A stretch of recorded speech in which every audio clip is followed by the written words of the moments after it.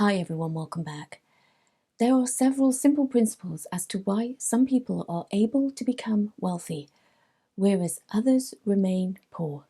That's the subject of this video today, so let's dive in. Number 1. Spending awareness and discretionary leakage.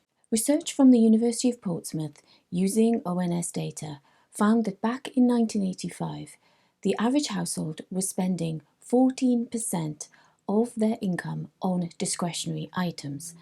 And discretionary is a kind of subjective term.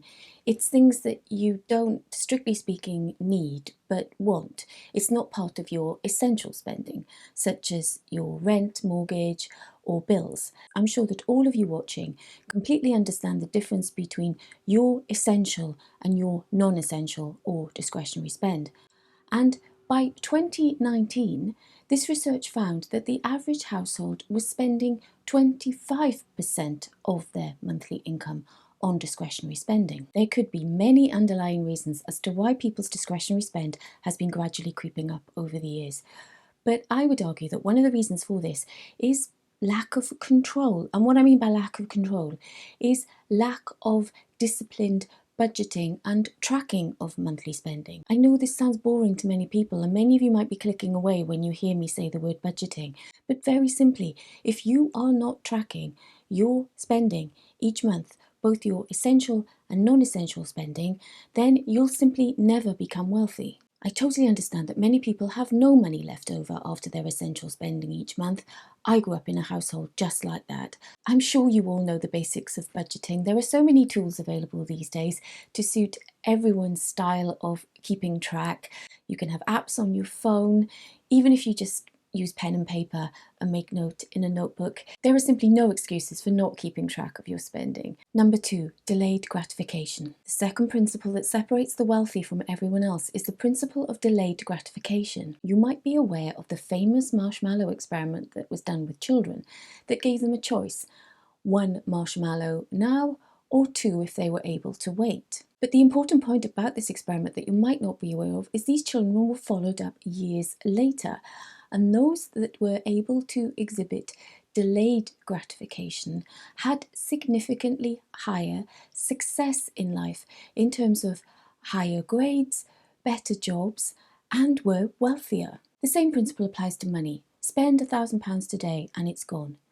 But invest £1,000 at 7% annual growth per year and you've doubled your money in 10 years. But most of us don't want to wait. We want immediate gratification. We want to enjoy our lives today. It goes back to reason 1, which is the increase in discretionary spending.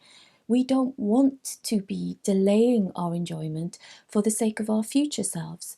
And I'm not saying that we necessarily should. It really is important to be living and enjoying life in the here and now, but not to the extent at the expense of being able to build up wealth for your future. And modern research confirms this marshmallow experiment, showing that the ability to have self-control is a higher predictor of wealth even than income level. And that's the difference between the poor and the wealthy. Without delayed gratification, you will always feel as though you are running just to stand still.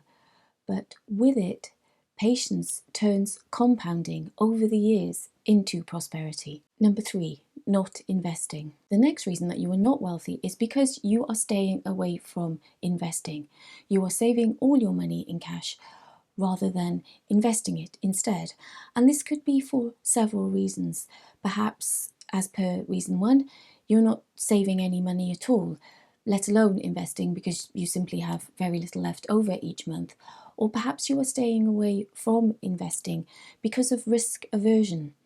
Well, unfortunately, wealthy people know that they have to take risks in order to accumulate wealth. But even if you are staying well away from investing, you are highly likely to be an accidental investor anyway, because if you work in the private sector, you almost certainly have a defined contribution pension, which is invested in the stock market, whether you like it or not. And the amount of money that you will eventually have in order to retire, to be financially free, will be entirely dependent on the performance of those investments. Anyone who isn't investing their money and is perhaps choosing to save all their money in cash instead will be experiencing a controlled loss of the value of their money over time. And this is simply because cash does not keep up with inflation over the long term.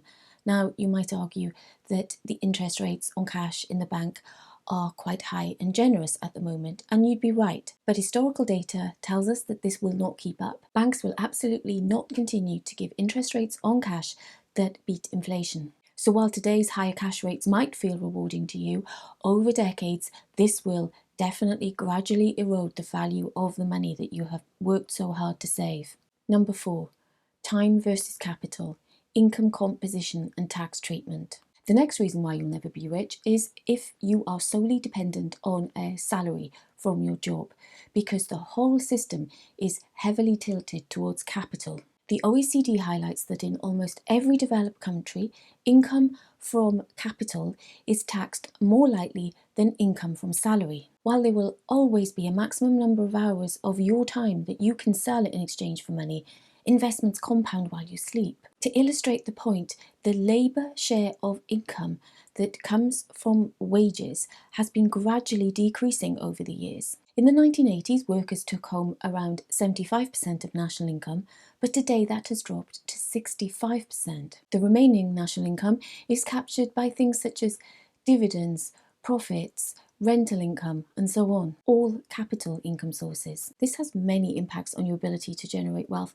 not least because of the taxation differences between being taxed on salary versus being taxed on income from capital. If you never move beyond trading your time for money, you will always be at a disadvantage. Number 5, money scripts.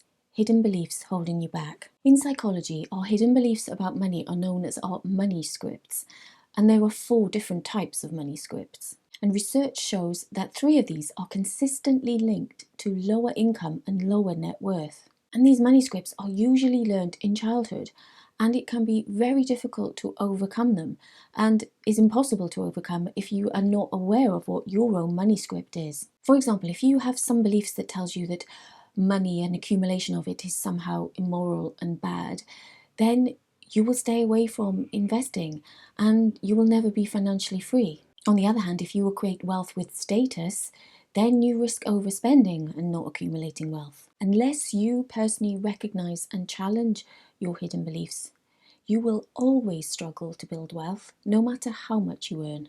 Number 6, keeping up with the Joneses. Having money, having wealth, isn't just about what it enables you to buy, it's about how you compare with others. Whether we like it or not, our desire to compare ourselves with people around us is such an ingrained part of being human. Economist Urzo Lutmer found that people who discover that their neighbours are earning more than them report being less happy even if their own income hasn't changed. It's the trap of relative income. We compare ourselves to those around us. Now, in the past, certainly where I was growing up in the South Wales valleys, we could only compare ourselves to the people in our immediate vicinity. And I personally think that's one of the advantages, it's strange to call it an advantage, of living in a poor area, because simply where I grew up, I can't recall anyone being particularly wealthy. It was a very depressed community, but we actually lived a rich life, and I'll come on to that a little bit later. These days, the opportunities to compare ourselves with others are so much greater. Now we can compare ourselves with people that we don't see on a day-to-day basis through social media, and that makes the comparison game all the more difficult to fight against. Seeing that one of your neighbours has bought a new expensive car doesn't tell you anything about how wealthy they are. All you really know is that they have spent a lot of money on a car, and the chances are that's made them less wealthy than they were before they bought that new car. You probably don't know anything else about what they're earning, how much money they have in the bank. And your neighbour driving the 10-year-old beaten up Toyota Corolla, they are more likely to be the ones that are wealthy because they are making the right choices with how they are spending their money, and they are not falling prey to the comparison game. By trying to look rich today, you will almost guarantee that you'll never be rich tomorrow. Number 7, wealth versus a rich life. At a party on Shelter Island, Kurt Vonnegut told Joseph Heller that a hedge fund manager had made more in a single day than Hella had earned from Catch 22.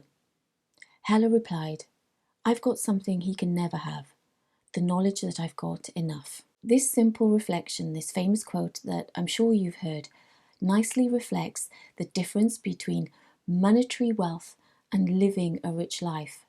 What does it really mean to be wealthy anyway? For me, being wealthy means being able to spend time with friends and family, not being so busy on the hamster wheel that I have no time for the people that are important to me. It's important that I spend time in nature each day, and it's really important that I stay fit and healthy. Think about what your version of a wealthy life looks like, and what does having enough look like for you? Because knowing when you have enough, that's what I really believe true wealth is. Thank you so much for watching. As a reminder, there is a link in the video description where you can request a free call with me if you are interested in receiving financial coaching from me. I look forward to hearing from you. Until the next time, hwyl fawr am y tro.